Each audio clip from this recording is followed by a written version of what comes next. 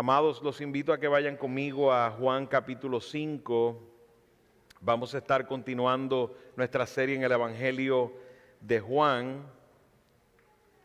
Como decía uno de nuestros hermanos, no sabemos cuánto tiempo toma esta serie, pero el tiempo necesario para poder conocer más de nuestro Señor y seguir exaltando la divinidad de Cristo como hace este Evangelio de Juan, y es el propósito para que aquel que no cree, crea. Y yo voy a estar precisamente en Juan capítulo 5, versículos 30 al 38. Esta es la sección que tendremos en esta tarde.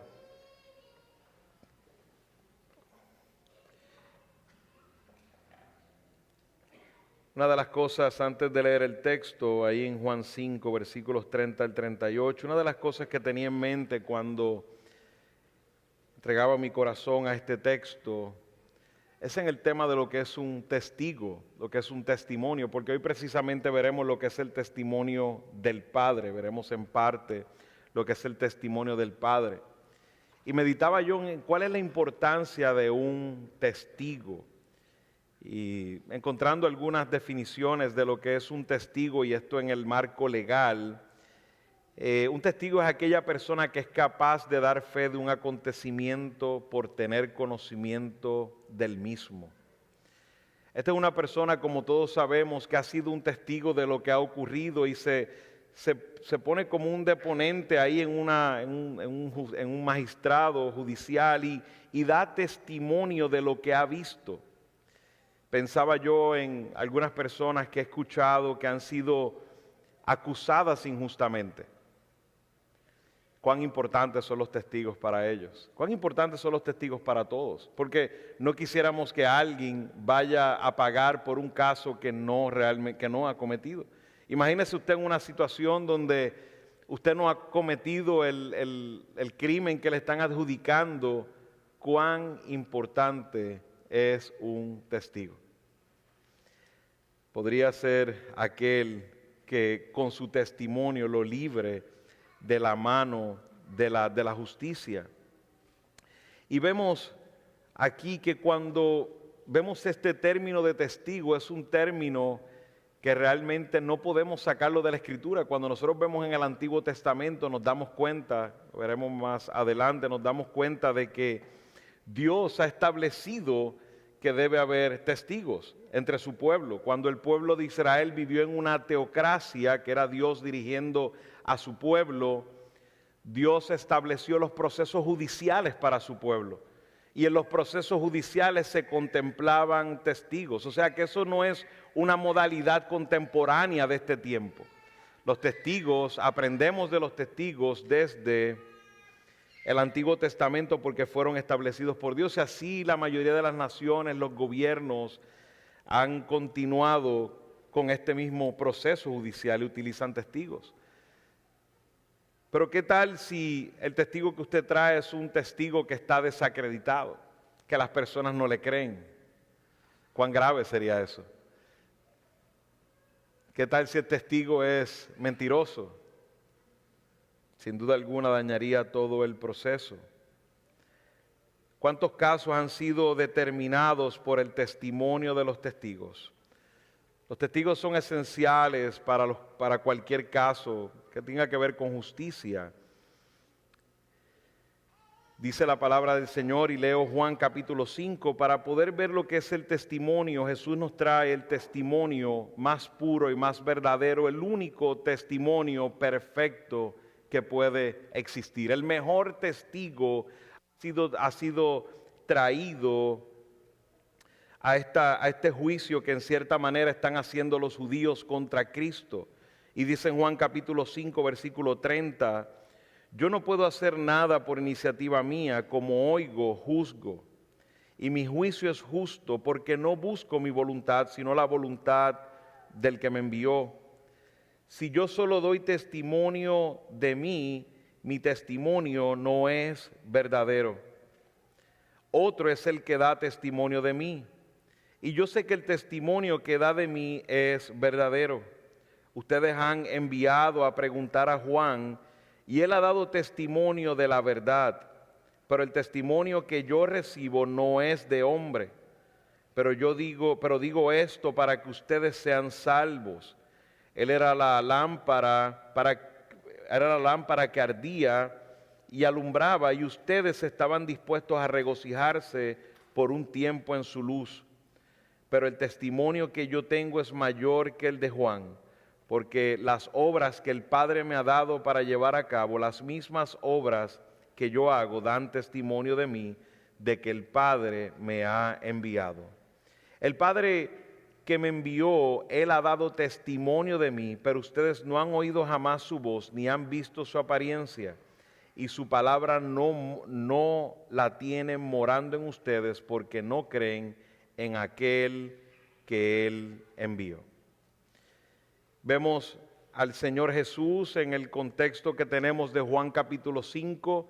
Empieza esta sección desde que Jesús sana al paralítico que lleva 38 años buscando la oportunidad de meterse al estanque de Betesda para poder tener una supuesta sanidad.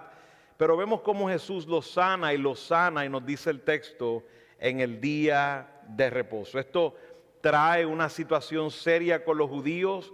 Tienen un paralítico de 38 años siendo paralítico, ahora está sano, caminando normal, y lo único que pueden ver es que está cargando la camilla y que eso es ilegal en el día de reposo, según había sido establecido la ley rabínica, pero no la ley de Dios, porque sabemos que Jesús es sin pecado, es santo. Eso eran tradiciones de hombre.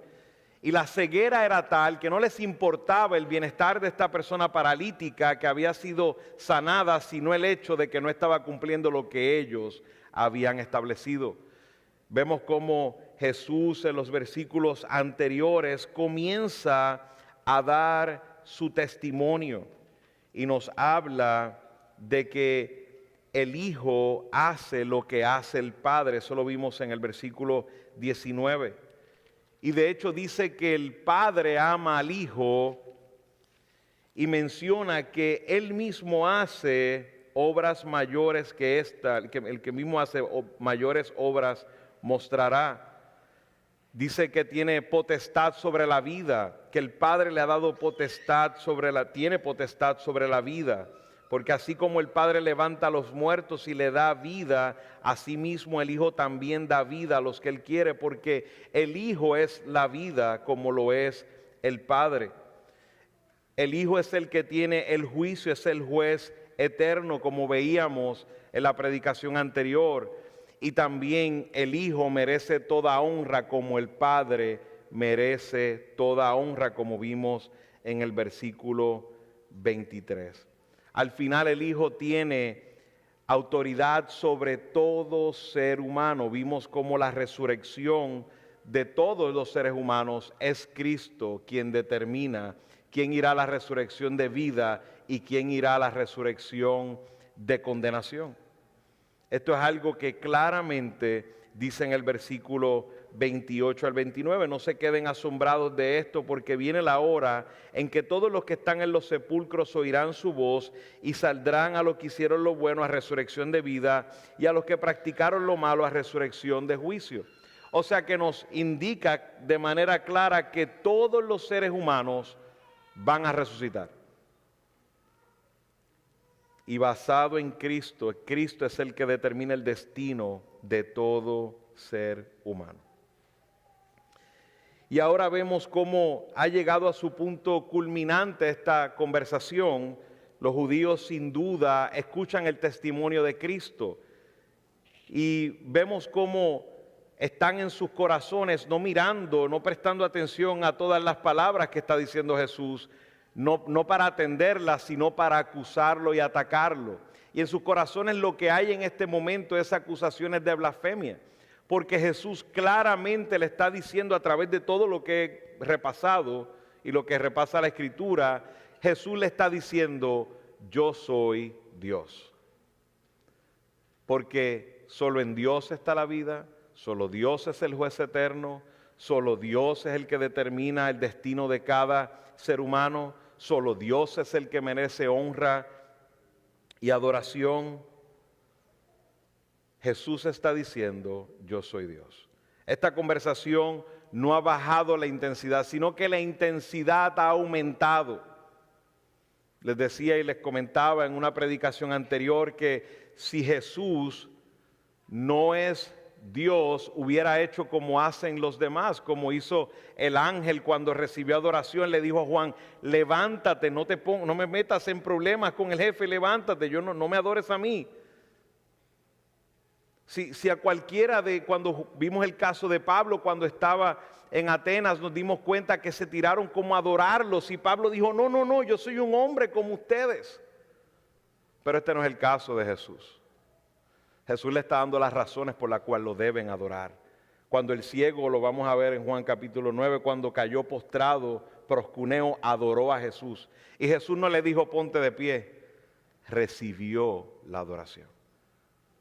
No vemos que Jesús redujo y les dijo a ellos: no, yo no estoy haciéndome pasar por Dios. No, dijo: yo soy Dios. Y te voy a decir las razones que evidencian que soy Dios. Y vemos ahora cómo en esta conversación Jesús trae el testimonio del Padre. Trae el testimonio del Padre. De hecho, si vemos la conversación completa, hasta el 47, terminando el capítulo, nos damos cuenta que Jesús hace referencia al testimonio del Padre y lo hace en 4 aspectos. Trae el testimonio del Padre a través de 4 elementos importantes que vamos a ver. Es el testimonio del Hijo, es el testimonio de su profeta, es el testimonio de sus obras y el testimonio finalmente de sus escrituras, de su palabra. Pero vamos a ir hoy hasta el versículo 38 y vamos a expandir más en ese último punto en la próxima predicación. Cuando nosotros miramos la palabra del Señor y de quién establece esta práctica de los testigos, tenemos que apuntar a la ley de Dios. Por eso Jesús ahora ha dicho su testimonio, que es lo que hemos visto desde el versículo 16 en adelante. Jesús ha dado su testimonio de quién es Él. Ahora bien, cuando nosotros pensamos en la corte, y si yo voy delante del juez y doy mi propio testimonio, la gente dirá: bueno, eso suena bonito, tú te estás defendiendo, pero ese es tu testimonio. Necesitamos otros testigos. Y no estamos diciendo, y no dice la palabra del Señor, que el testimonio de Jesús no es confiable. Lo que pasa es que para los hombres, y como Dios nos ha establecido, no es suficiente para los hombres. Y más en este caso que eran hombres cegados. Debió haber sido suficiente. Pero Jesús, conociendo la ley perfectamente y conociendo la debilidad del hombre, reconoció que necesitaba, ese era su testimonio. Iba a traer ahora a alguien más como testigo y trae al Padre como testigo. No podemos olvidar que es lo que está haciendo Juan el apóstol a través de su evangelio. Está dando testimonio de la divinidad de Cristo, de que es el Hijo de Dios. Está enfocándose en la divinidad de Cristo y ya nos ha presentado el testimonio de Juan el Bautista, el testimonio de los apóstoles. Ahora el testimonio de sus obras, que ya hemos visto los milagros. Ahora nos trae el testimonio del Padre. ¿Y cómo podemos ver el testimonio del Padre? ¿Cómo podemos ver el testimonio del Padre en esos aspectos que he explicado? Pero antes de eso quería mencionar en donde la Escritura, en Deuteronomio capítulo 17, nos dice sobre este tema de los 2 o 3 testigos. Deuteronomio 17, 6 al 7 dice: al que ha de morir no se le dará muerte por declaración de 2 o 3 testigos. No se le dará muerte por la declaración de un solo testigo. La mano de los testigos caerá primero contra él para darle muerte y después la mano de todo el pueblo. Así quitarás el mal del medio de ti.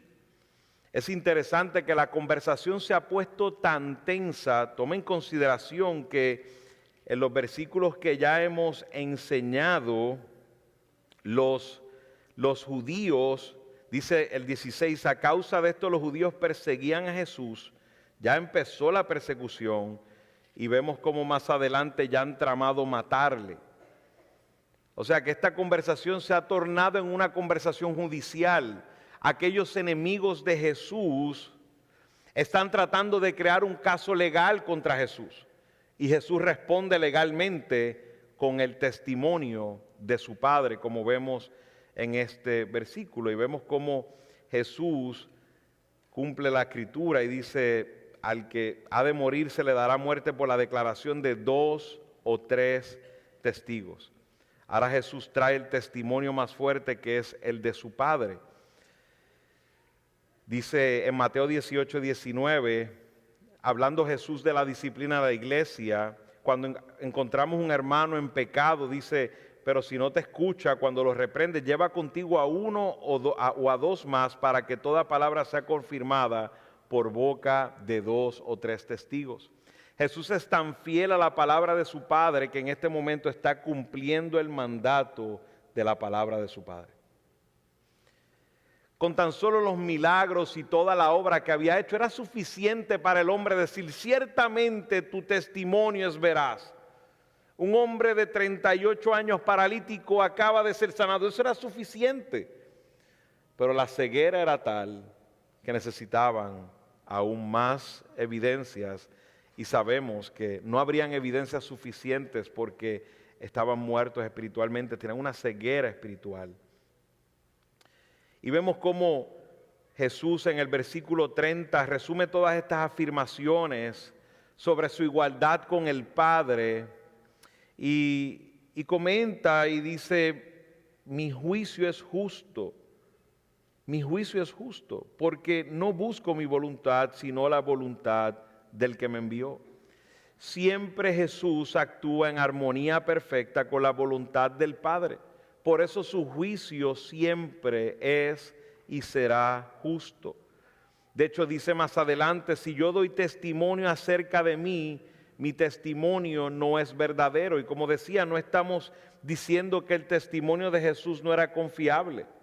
De hecho, era tan confiable que Nicodemo se acercó a él y le dijo: sabemos que vienes de Dios. Lo vimos en el capítulo 3. ¿Por qué? Porque era un testimonio confiable. Sus obras, sus milagros eran verdaderos. Pero él, refiriéndose a la ley de los hombres, a la ley que Dios había establecido, y él hablando como hombre, dice: mi testimonio, si es mío solo, no es verdadero, tiene que ser confirmado por otro testigo. Y vemos cómo Jesús, en manera especial, abrumadora, trae el testimonio del Padre en estos 4 aspectos que he mencionado, pero también implican hombres y nombres. O sea que no tan solo trae el testimonio del Padre, sino que trae el testimonio de Juan el Bautista y trae el testimonio también de Moisés. Eso lo vemos en los versículos que predicaré la semana que viene. O sea que cumplió la ley de manera perfecta en cuanto a su testimonio. Cumplió la ley de manera perfecta en cuanto a su testimonio. Los judíos, sin embargo, lo rechazaban, demostrando que todo lo que habían visto no era suficiente y demostrando que realmente estaban ciegos y solo querían el poder que ellos tenían y estar en control del pueblo. El asunto no era si el testimonio de Jesús era verdadero, era que estaban ciegos y no le creían porque no querían creer. Y Jesús trae al testigo de los testigos, al Padre. Vayan conmigo a Juan capítulo 8, versículo 12. Vamos a adelantarnos un poco, volveremos a este texto. Jesús les habló otra vez diciendo, en el versículo 12, yo soy la luz del mundo, el que me sigue no andará en tinieblas, sino que tendrá la luz de la vida.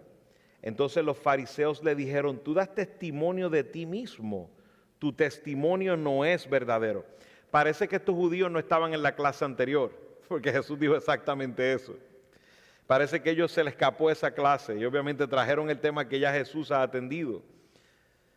Y dice, Jesús les respondió, aunque yo doy testimonio de mí mismo, mi testimonio es verdadero, porque yo sé de dónde he venido y a dónde voy. O sea, el testimonio de Jesús es verdadero por su procedencia divina, porque es divino. Dice, pero ustedes no saben de dónde vengo ni a dónde voy. Ustedes juzgan según la carne. Vemos que si miramos en la divinidad, no es necesario el testimonio de hombres, porque el testimonio de Jesús es veraz, porque es divino, es procedente del cielo. Pero Él dice, por causa de la carne, tengo que tener testigos, hombres de esta tierra, para que ustedes puedan entender. Dice, pero si yo juzgo, ustedes juzgan según la carne, yo no juzgo a nadie, pero si yo juzgo, mi juicio es verdadero, porque no soy yo solo, sino yo y el Padre que me envió. Aunque aún en la ley de ustedes está escrito que el testimonio de dos hombres es verdadero. Yo soy el que doy testimonio de mí mismo, y el Padre que me envió da testimonio de mí. Entonces le decían, ¿dónde está tu Padre? Si ustedes no me conocen a mí ni a mi Padre, le respondió Jesús. Si me conocieran, conocerían también a mi Padre. Estas palabras las pronunció en el lugar del tesoro cuando enseñaba en el templo, y nadie lo prendió porque todavía no había llegado su hora. Pero dice más adelante en el versículo 25, dice, ¿tú quién eres? Le preguntaron. Jesús le contestó que les he estado diciendo desde el principio, tengo mucho que decir y juzgar de ustedes, pero aquel que me envió es veraz, y yo las cosas que oí de él, estas digo al mundo. Ellos no comprendieron que les hablaba del Padre, por eso Jesús le dijo, cuando ustedes levanten al Hijo del Hombre, entonces sabrán que yo soy y que no hago nada por mi cuenta, sino que hablo estas cosas como el Padre me enseñó, y aquel que me envió está conmigo, no me ha dejado solo, porque yo siempre hago lo que le agrada. Al hablar estas cosas, muchos creyeron en él. Vemos cómo Jesús claramente dice, el testimonio mío y de mi Padre es suficiente. Y hoy en estos versículos del 30 al 38 veremos cómo Juan el apóstol comparte el testimonio del Padre, confirmando la divinidad de Cristo.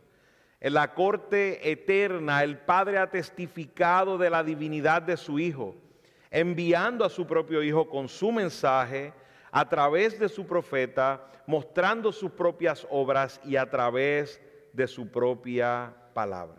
¿Y en qué se fundamenta el testimonio del Padre?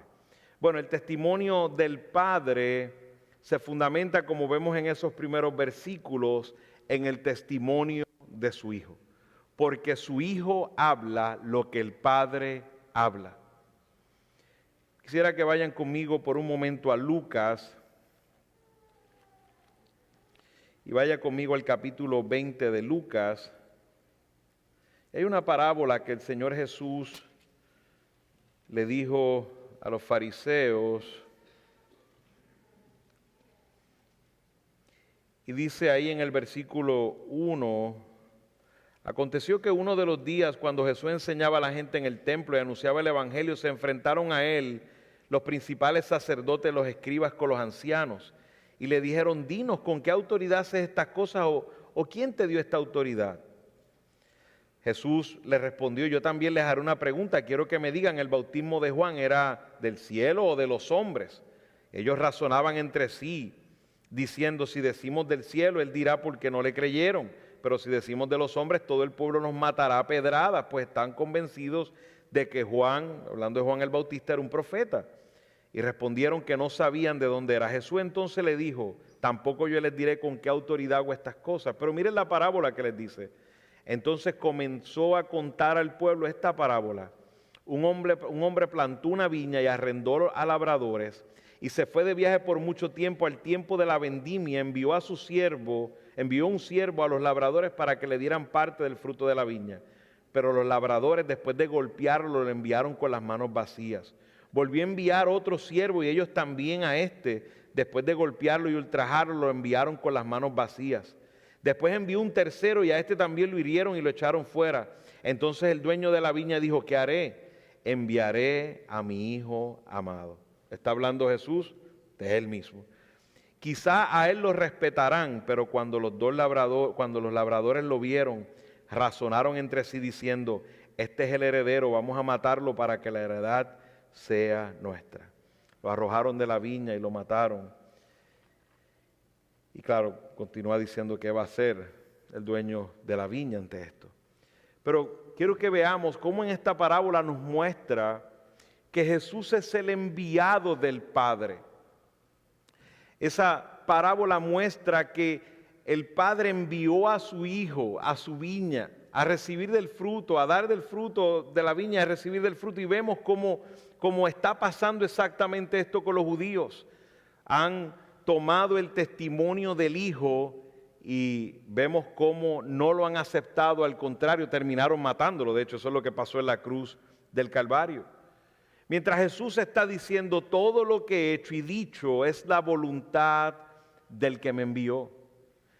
Si los judíos con honestidad hubiesen querido corroborar todo lo que Jesús dijo, lo podían corroborar y se darían solo cuenta que era el Hijo del Padre Celestial. El juicio de Jesús, lo que Jesús le ha hablado es justo. Y la prueba de que es justo es que ha trabajado en perfecta dependencia a la voluntad del Padre. Él es el enviado del Padre. Por eso Jesús dice, otro es el que da testimonio. El que da testimonio de mí es verdadero. Y ese versículo 30 nos resume esas afirmaciones de su poder, de su deidad.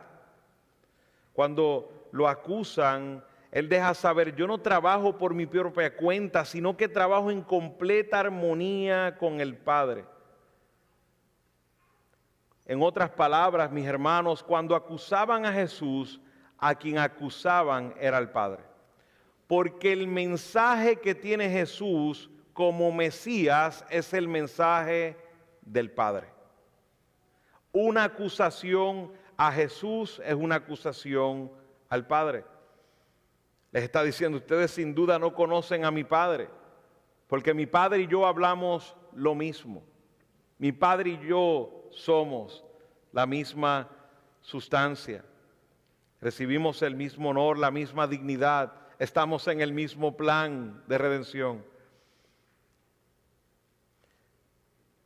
Según oigo, así juzgo, dice el Señor, y mi juicio es justo. Jesús siempre está en armonía con su Padre. ¿Y cuál es el testimonio de que Jesús es el enviado? ¿Cuál es el testimonio? ¿Cuál es el testimonio de que el mensaje de Jesús son las mismas palabras del Padre? En Deuteronomio 18, precisamente nos habla de esta profecía. Si usted va un momentito conmigo a Deuteronomio, capítulo 18, versículo 15, en adelante nos dice, un profeta de en medio de ti, de tus hermanos como yo, te levantará el Señor tu Dios, y dice un mandato, a él oirán. Esto es conforme a todo lo que le pediste al Señor tu Dios en Horeb el día de la asamblea, diciendo, no vuelva yo a oír la voz del Señor mi Dios, no vuelva a ver este gran fuego, no sea que muera. Y el Señor me dijo, bien han hablado en lo que han dicho, un profeta como tú levantaré de entre sus hermanos y pondré mis palabras en su boca y él les hablará todo lo que yo le mande. Jesús está hablando todo lo que el Padre ha mandado. Jesús es el testimonio del Padre. El rechazo de los judíos a Jesús es el rechazo a su Dios. Jesús cumplía la profecía de ese profeta que se levantaría entre ellos, que Dios le había dado el mandato de escucharlo. En Isaías 43, y va más adelante conmigo a Isaías 43, y qué bueno si lo tengo dando algunas vueltas en la escritura, es bueno que el polvo salga de las páginas. No, eso no pasa aquí, Pastor Byron, eso todo el mundo tiene las Biblias al día, eso es bueno. Isaías 43, 10. Ustedes son mis testigos, declara el Señor, y mi siervo a quien he escogido para que me conozcan y crean en mí y entiendan que yo soy. Repito, para que me conozcan y crean en mí y entiendan que yo soy. Antes de mí no fue formado otro Dios, ni después de mí lo habrá. Yo soy el Señor y fuera de mí no hay Salvador. Yo soy el que lo he anunciado, he salvado y lo he proclamado, y no hay entre ustedes Dios extraño. Ustedes pues son mis testigos, declara el Señor. Ustedes son mis testigos. El pueblo judío sin duda falló como testigo de Dios. A diferencia de Juan el Bautista, que fue un buen testigo, Moisés, que fue un buen testigo, el pueblo judío falló como testigo de Dios. Se supone que el pueblo judío, cuando recibiera a este enviado que nos habla en el versículo 10, que dice, para que me conozcan y crean en mí, dice, mi siervo a quien he escogido, para que me conozcan y crean en mí, entiendan que yo soy. Se supone que ellos hubiesen recibido al Mesías y hubiesen sido testigos de la gracia y el poder de Dios. Pero estos sí han sido unos falsos testigos. Por eso Jesús los condena y les dice, ustedes no conocen a mi Padre. Ustedes no conocen la palabra de mi Padre. Ustedes no son testigos veraces de mi Padre. Porque yo soy el enviado del que ustedes le llaman Dios. Si vemos aún en Juan capítulo 1, versículo 1, en el principio ya existía el Verbo y el Verbo estaba con Dios y el Verbo era Dios. Por eso Juan establece claramente la procedencia del Verbo, de Cristo. Es celestial. Él viene del Padre, Él ha estado con el Padre. Él siempre ha existido, Él es el creador. Dice más adelante, todas las cosas fueron hechas por medio de Él y sin Él nada de lo que ha sido hecho fue hecho. Él es eterno, el Verbo eterno. Y vemos como el versículo 14 de este capítulo 1 nos dice, el Verbo se hizo carne y habitó entre nosotros y vimos su gloria, gloria como unigénito del Padre, lleno de gracia y de verdad. Dice el versículo 18, dice el versículo 17, porque la ley fue dada por medio de Moisés, la gracia y la verdad fueron hechas realidad por medio de Jesucristo.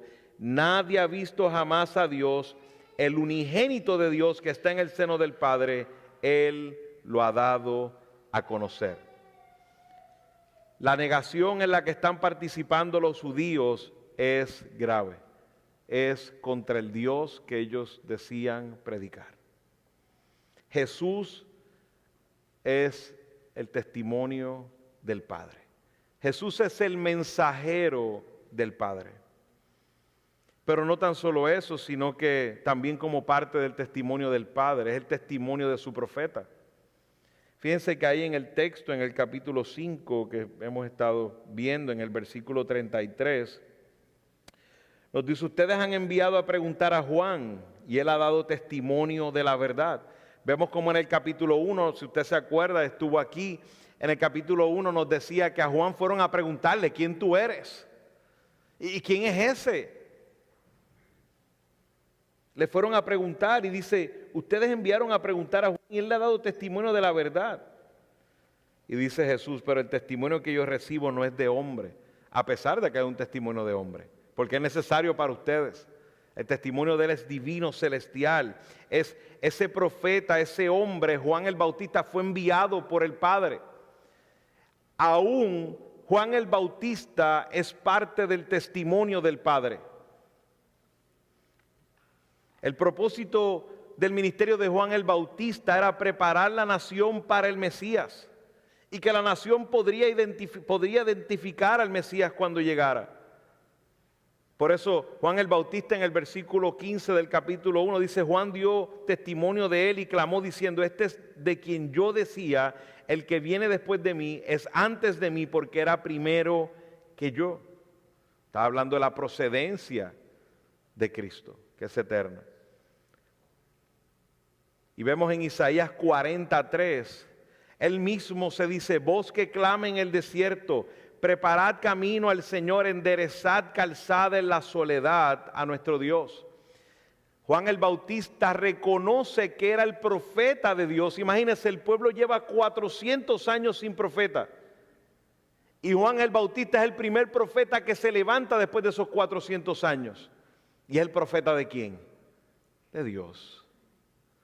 Es el profeta de Dios, avisándole al pueblo: vendrá el Mesías prometido. Vendrá el Mesías prometido. Como dice en Malaquías 3:1, y prometió el Señor: he aquí yo envío mi mensajero. Eso fue lo que dijo Jesús acerca de Juan el Bautista. He aquí yo envío mi mensajero delante de ti, quien prepara tu camino delante de ti. Y más adelante dice, si quieren aceptarlo, él es Elías, el que había de venir. Vemos que Dios envió a su mensajero delante del rey, delante del Mesías, avisándole al pueblo. Dios es fiel, hermano. Este es el testimonio del Padre. El Padre es fiel. Quería que su pueblo tuviera arrepentimiento.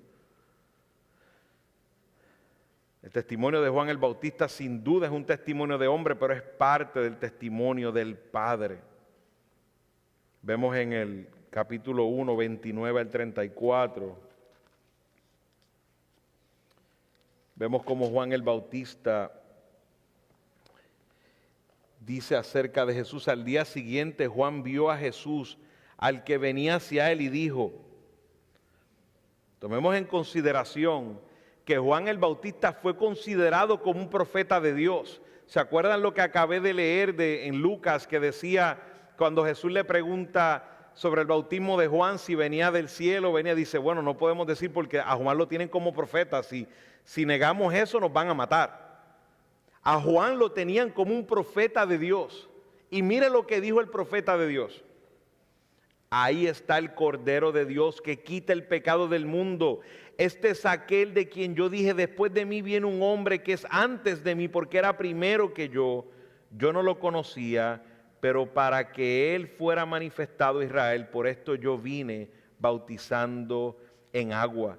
Juan también dio testimonio diciéndole, le decía a ellos: he visto al Espíritu que descendía del cielo como paloma y se posó sobre él.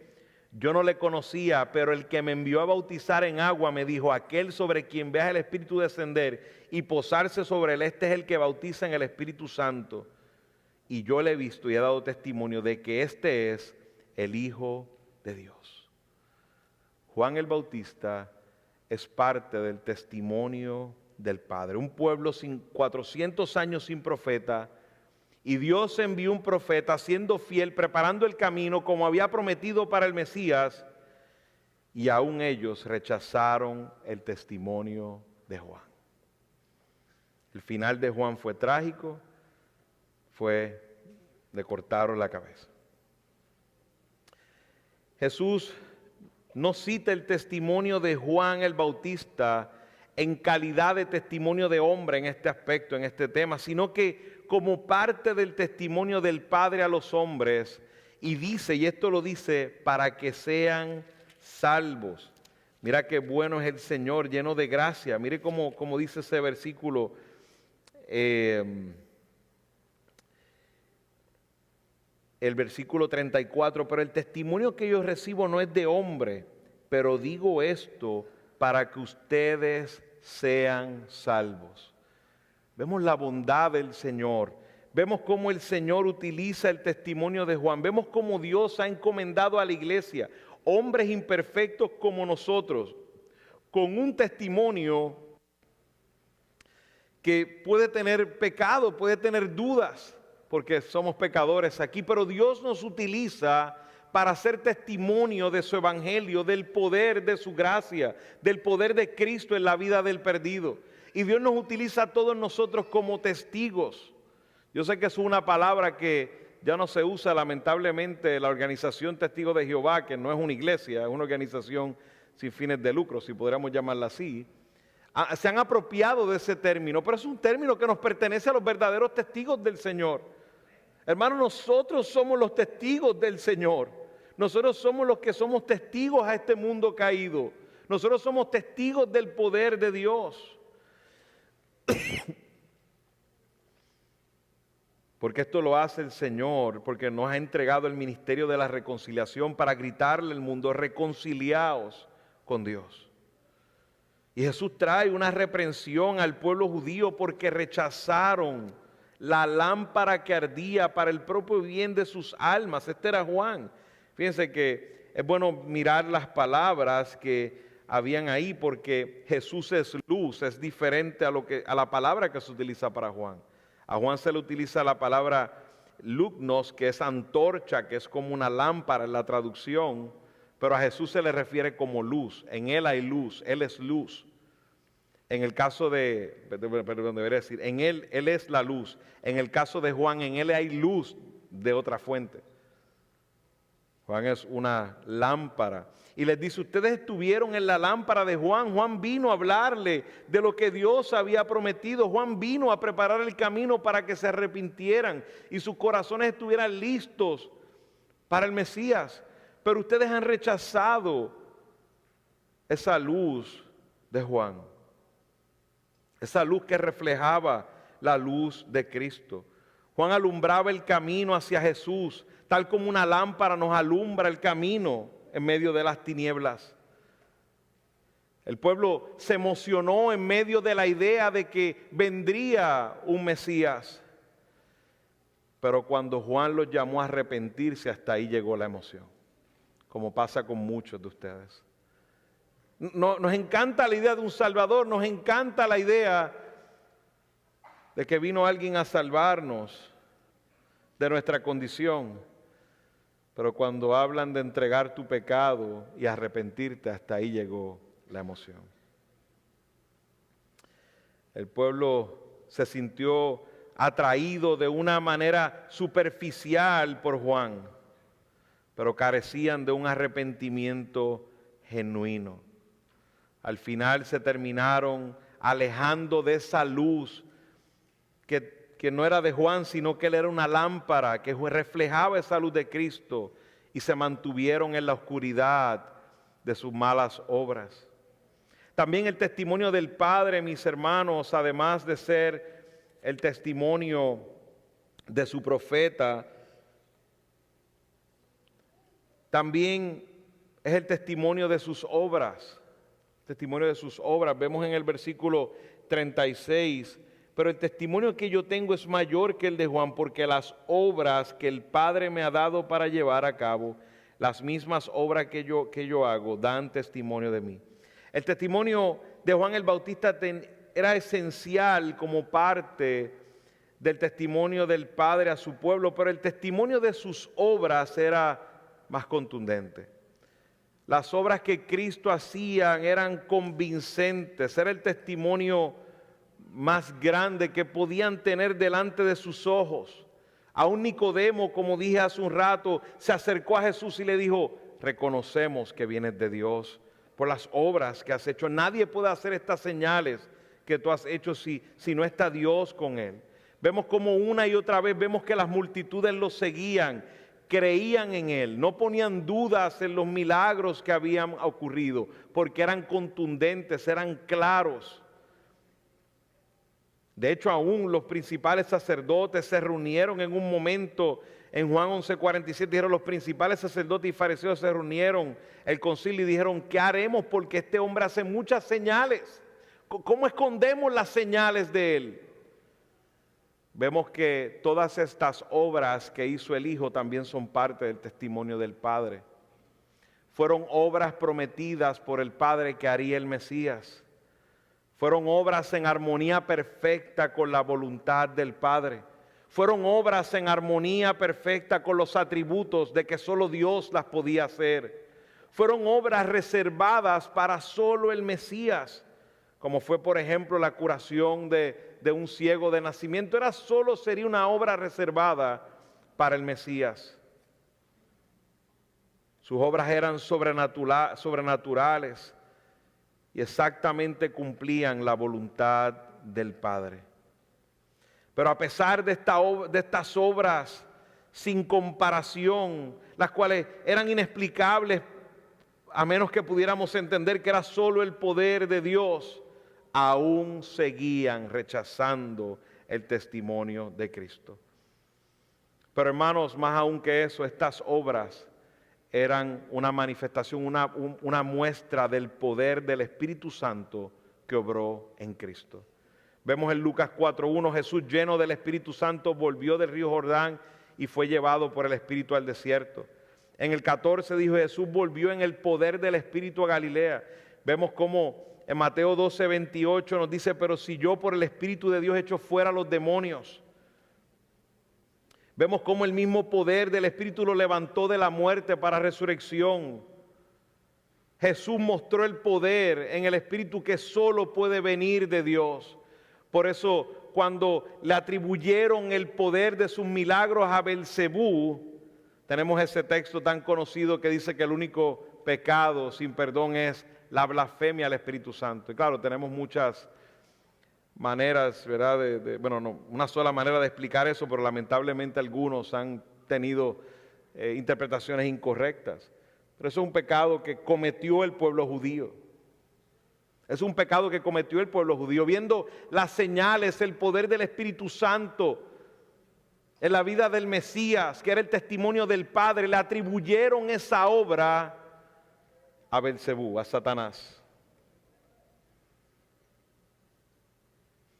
Jesús mostró el poder que solo puede venir de Dios.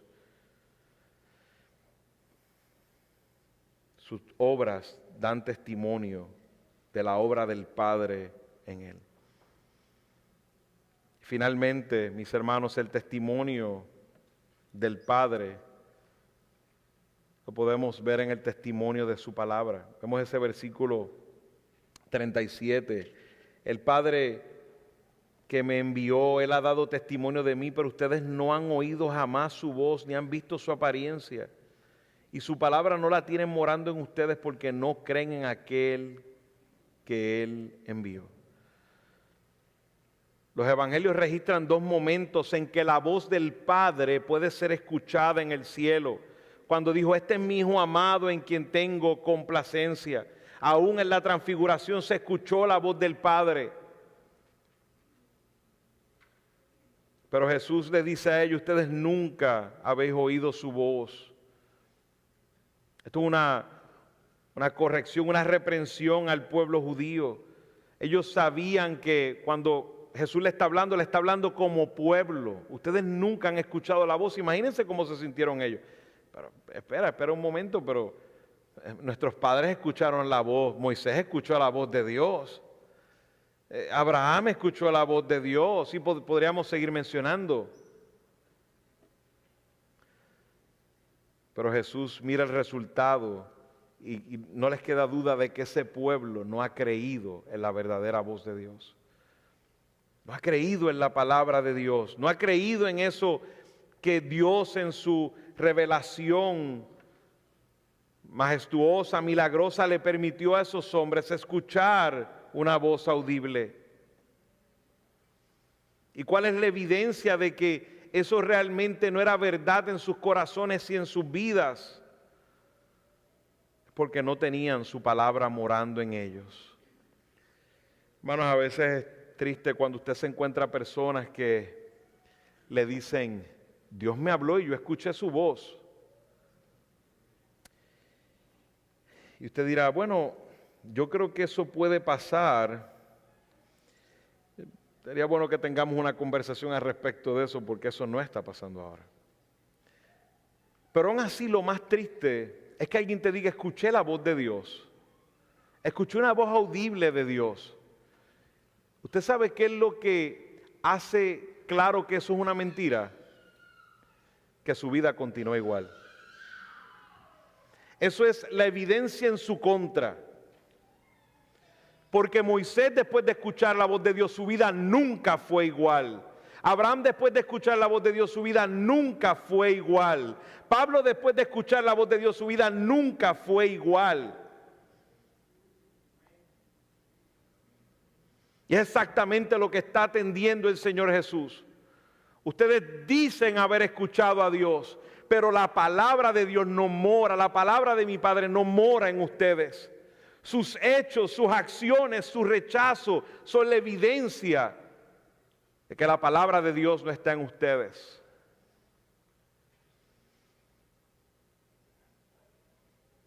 En Hebreos 1 nos dice: Dios, habiendo hablado muchas veces y de muchas maneras en otro tiempo a los padres por los profetas, en estos postreros días nos ha hablado por el Hijo. Nos ha hablado por el Hijo. El Padre estaba hablando por el Hijo como profeta en su ministerio de profeta. Y aún estaban rechazando la misma voz de Dios. Rechazar a Cristo es rechazar la palabra del Padre. Es mentira aquella religión que diga, que piensa que Jesús es otra cosa que no es Dios y diga que adoran y reciben la palabra de Dios. Es mentira. Rechazar la palabra de Cristo es rechazar la palabra del Padre. Es mentira que reciben la palabra de Dios. Eso es lo que está atendiendo Jesús en el corazón de los judíos. Y les está diciendo: su palabra no la tienen morando en ustedes. ¿Y por qué sabe que no la tienen morando? Porque no creen en aquel que Él envió. Esa es la razón porque saben que su palabra no está morando en ellos. De igual manera es lo mismo hoy. Aquel que ha rechazado a Cristo no sabe absolutamente nada de Dios. No conoce a Dios.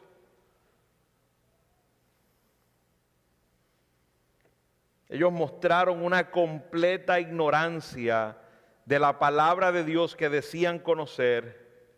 Rechazando a Cristo, dieron claramente a conocer que no conocían al Padre. Por eso hablaba con alguien ayer y me comentaba y decía: bueno, yo quisiera ser judío, me impresiona, no creyente, quisiera ser judío, me impresiona su religión, cómo hacen las cosas, me encanta cómo hacen ellos, las buenas obras, todo este tema, y me gustaría conocer más de ellos. Los judíos hoy y los de este momento estaban perdidos, no conocen a Dios. Le voy a decir algo: usted no tiene nada que aprender de los judíos, nada. Ellos rechazaron al Padre, rechazaron a Dios. Y con esto no estoy diciendo que nosotros los rechacemos a ellos, tenemos que predicarle a Cristo. Ellos no conocen al Padre, están cegados. Son estos mismos judíos con los que está hablando Jesús.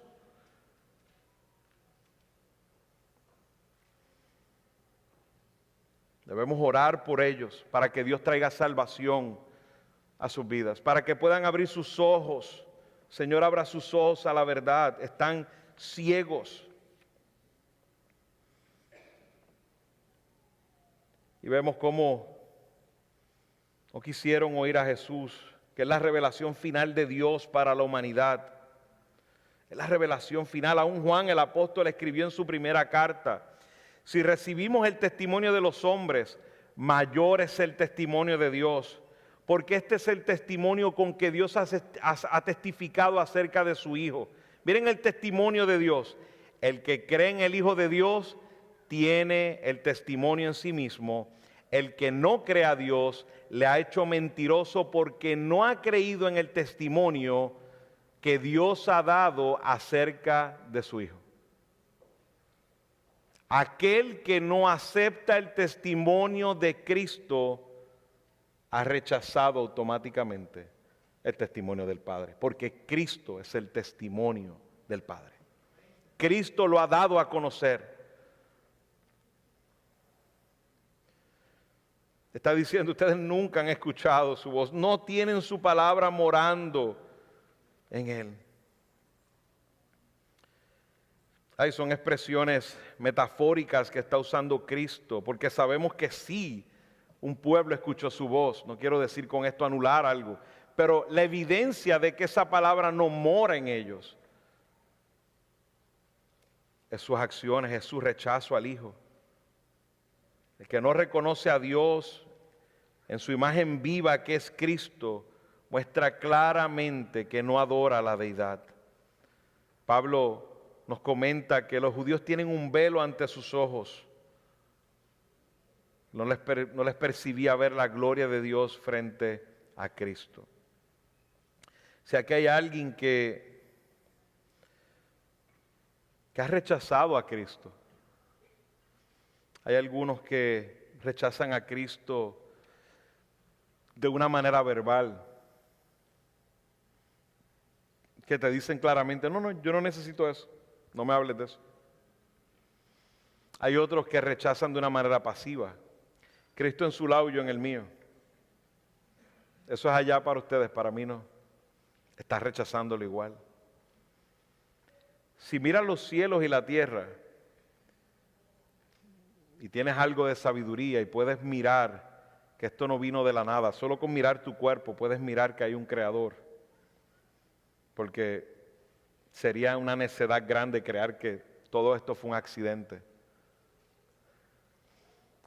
Si puedes mirar a los cielos y mirar que hay un creador, ese creador ha hablado y ha dado un testimonio. Y ese testimonio lo ha dado en la persona de Cristo. Y hoy ese es el Cristo que se está predicando en esta iglesia. Salir de aquí hoy rechazando a Cristo es rechazar a ese que ha creado todas las cosas. Y un día te tendrás que enfrentar con ese que rechazaste, porque ese es el juez eterno. Ese es el juez eterno. Y es lleno de bondad y de amor. Y hoy, con paciencia, con gracia, está permitiendo que escuches su palabra. Como dijo a través del testimonio, pero digo esto para que ustedes sean salvos. Yo estoy diciendo esto aquí hoy para que seas salvo. Escucha de Cristo. Sé atento a su palabra. Es el testimonio veraz de Dios. No endurezcas tu corazón. El testimonio del Padre es el que te hace culpable, porque has rechazado a su enviado, porque has rechazado a su profeta, porque has rechazado sus obras, porque cada uno de nosotros que estamos aquí en Él somos una evidencia de su obra. Estábamos perdidos, muertos, y Él nos ha dado vida. Cada uno de nosotros somos un milagro. Estábamos muertos y Él nos dio vida. Nosotros damos testimonio de Él. Si rechazas aún la obra de Él, estás rechazando el testimonio del Padre. Y aún peor, si rechazas su palabra, estás rechazando el testimonio del Padre. Mis hermanos, Cristo ha traído su testigo estrella, el Padre, y nos ha emplazado a creer en su testimonio. ¿Cuál es la evidencia de que has recibido su testimonio? ¿Cuál es la evidencia de que realmente crees en el testimonio del Padre? En que vives para Él, en que honras esa palabra de Cristo, en que vives y atesoras según sus mandatos. Pero en ocasiones decimos creer y haber recibido a Cristo, pero nuestras acciones evidencian lo contrario. Vivimos rechazándolo día a día. Vivimos manchando el testimonio de aquel que hemos dicho creer. ¿Cuál era el problema de los judíos? Ellos estaban expuestos a través de cada sinagoga. Y debemos cuidarnos de esto. Estas personas escuchaban la palabra una y otra vez. Cada día de reposo iban y se enfrentaban a la palabra de un Dios santo, como usted. Hablaban y todo era relacionado a ese Dios del cual ellos estaban distantes, del cual ellos no conocían. ¿Cómo es posible que su vida era una vida relacionada a ese Mesías que vendría y vino y lo rechazaron y lo crucificaron? Porque ellos estaban alrededor de la palabra, pero su palabra no estaba morando en ellos. Qué gran tentación, mis hermanos. Podemos, hermanos. Y lo digo con dolor en mi corazón, porque aún me ha pasado. He estado alrededor de la palabra. Escucho por la mañana mis devocionales, escucho su palabra, escucho una predicación, hablo con el hermano de la palabra y la palabra no está morando en mí. O estar morando en mí, estar lejos de hacer su voluntad. Mire qué bonito como el apóstol Pablo lo escribe. La palabra de Cristo more en abundancia en vosotros. More en abundancia en vosotros. Si dice que debe morar en abundancia es porque puede morar en escasez. Que more en nosotros. ¿Y cuál es la evidencia? ¿Cuál es la evidencia, hermanos, de que realmente está morando esa palabra entre nosotros y que estamos verdaderamente enseñándonos, exhortándonos unos a otros en toda sabiduría? Dice, enseñándonos y exhortándonos unos a otros en toda sabiduría. Y mire lo que atrae esto, cantando con gracia. ¿En dónde? En la iglesia. Bueno, probablemente es parte, pero dice en vuestros corazones.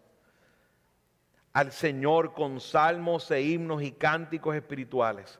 Y todo lo que hacéis, sea de palabra o de hecho, hacedlo todo en el nombre del Señor, dando gracias a Dios Padre por medio de Él. Hermanos, no estemos solo caminando alrededor de la palabra, porque podemos ser engañados de muchas maneras. Permitamos que estemos morando en esa palabra, estemos asentándonos en esa palabra, asentando nuestras vidas en ella. Fíjese que esa misma palabra es la que se utiliza, el Espíritu Santo mora en nosotros, ha hecho su casa en nosotros. Yo los invito a que la palabra del Señor, usted no está alrededor de la palabra, eso es bueno, pero que esa palabra esté siendo sentada en su vida, que su vida esté fundamentada en esa palabra del Señor. Recibamos el testimonio del Padre, glorifiquemos a Cristo, que es quien lo ha dado a conocer, quien es nuestro Señor, y la evidencia será que su palabra realmente mora en nosotros. Oremos. Padre amado, gracias por tu palabra. Señor, tu palabra es verdad. Tu palabra es lo que necesita nuestra alma, el bálsamo, el consuelo. Perdónanos porque a veces hemos sido como estos judíos, Señor. Hemos rechazado tu testimonio. Hemos rechazado tu testimonio porque a veces estamos alrededor de todos los ejercicios espirituales, rituales y demás, pero nuestro corazón no está ahí. Perdónanos, amado Dios. Tu testimonio es veraz, tu testimonio es el testimonio que necesita nuestra alma. Permítenos vivir siendo testigos fieles tuyos, Señor. Que sea nuestra vida la que muestre el testimonio de que hemos recibido el testimonio del Padre. Te pido por cualquiera que esté entre nosotros, que de una manera u otra ha rechazado a Cristo. Señor, perdónalo, Señor. Ten misericordia, Padre. Tú eres tan bondadoso, tan bueno de verdad, tan bueno y tan bondadoso. Y deseas que el pecador se arrepienta y venga a la verdad. Señor, te ruego que abra sus ojos, su corazón a su pecado y que puedan venir en arrepentimiento a tu Salvador, Jesucristo, el único. A Él damos toda gloria y toda honra y permítenos vivir en su testimonio para siempre.